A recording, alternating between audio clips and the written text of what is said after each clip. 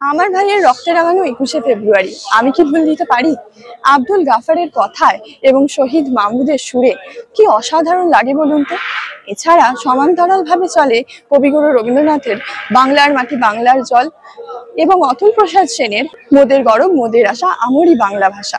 দুই বাংলার যৌথ উদ্যোগে পেট্রাপোল সীমান্তে আজকে সমবেত নৃত্য গানের মাধ্যমেই পালিত হচ্ছে ভাষা দিবস।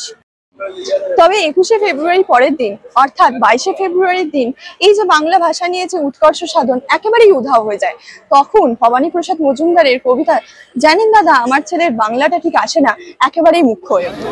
আমরা ভারত পক্ষ থেকে বাংলাদেশের এমপি আবিলুদ্দিনের হাতে আমাদের সম্মান যে প্রদর্শন করছি সেই উপহার তুলে দিচ্ছি। দুই দেশের যে আবেগ কি বলবেন? এই মুহূর্তে আমরা দাঁড়িয়েছি বাংলাদেশ ভারতের নোম্যান্স ল্যান্ডে দাঁড়িয়েছি। আমার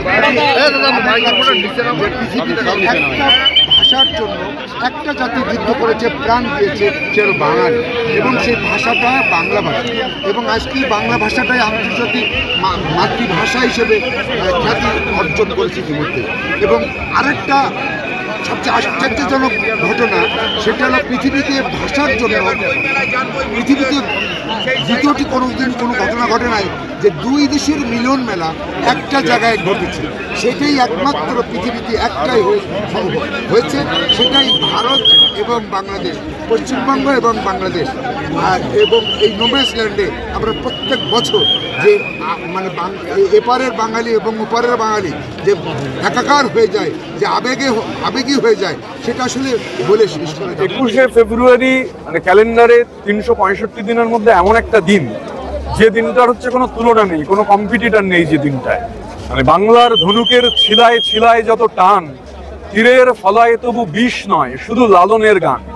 ভাষার জন্য যে জীবন দেওয়া যায় এটা বাঙালি গোটা পৃথিবীকে প্রথমবার দেখিয়েছিল। এবং 48 সালের 23শে ফেব্রুয়ারি যখন শহীদ ধীরেন্দ্রনাথ দত্ত মানে পশ্চিম পাকিস্তানের পার্লামেন্টে দাঁড়িয়ে করাচিতে এই দাবি তুলেছিলেন যে বাংলা ভাষার স্বীকৃতি, এবং বাংলা ভাষাকে দাবিয়ে দেওয়ার যে চেষ্টা, আধিপত্যবাদ পাকিস্তানি হানাদাররা যখন বাংলা ভাষাকে অধিকার কেড়ে নিতে চাইছে, ওপার বাংলার মাটিতে যে লড়াইয়ের রণধ্বনি উঠেছিল যে ওরা আমার মুখের ভাষা কাইরা নিতে চায়, যে ভাষায় কথা কইতো আমার বাপদাদায়। এবার বাপদাদার ভাষা রক্ষা করার লড়াইয়ের জন্য বাঙালি রক্ত দিয়েছে। এবং আজকের দিনটা ভারতবর্ষের বাঙালি, বাংলাদেশের বাঙালি, এই দুই মানচিত্র কাঁটাতারের বাইরে থাকা পৃথিবীর 35 কোটি বাঙালির কাছে সব থেকে গুরুত্বপূর্ণ দিন। 21শে ফেব্রুয়ারির থেকে কোনো গুরুত্বপূর্ণ দিন হতে পারে না। ফেসবুক বা হোয়াটসঅ্যাপ বা সকালবেলায় যে গুড মর্নিং এর একটা বন্যা চলে, তো সেই বিষয়ে আপনার কি মতামত? সোশ্যাল মিডিয়ার যুগে কি বাংলা প্রয়োগ কমে যাচ্ছে? আমার মনে হয় অনেকটাই কমে যাচ্ছে, কারণ বর্তমান ফেসবুকে সবাই ইংলিশে বেশি স্ট্যাটাস দেয়, বাংলাতে খুবই কম দেয়। বাংলাতে দিলে মনে হয় যেন উনি স্মার্ট না, আনস্মার্ট। তো আমার মনে হয় এটা কমেই যাচ্ছে। এটা কিভাবে আর কি আমরা এই বদলটা আনতে পারি, যে বাংলা ভাষার প্রতি যে ভালোবাসাটা আবার মানুষের মধ্যে কিভাবে জাগানো যেতে পারে?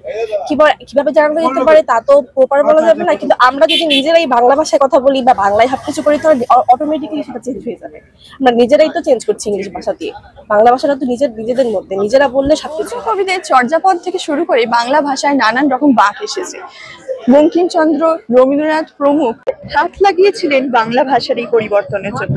অনেকের মতে বাংলা ভাষা কিন্তু আর বেঁচে নেই, বাংলা ভাষা তার আধুনিকতা হারিয়ে ফেলেছে।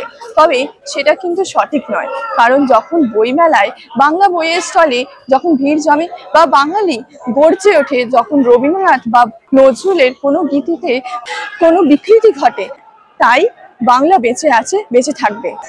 ভারত বাংলাদেশের পেট্রাপোল সীমান্ত থেকে শ্রীদাসী, দেশের সময়।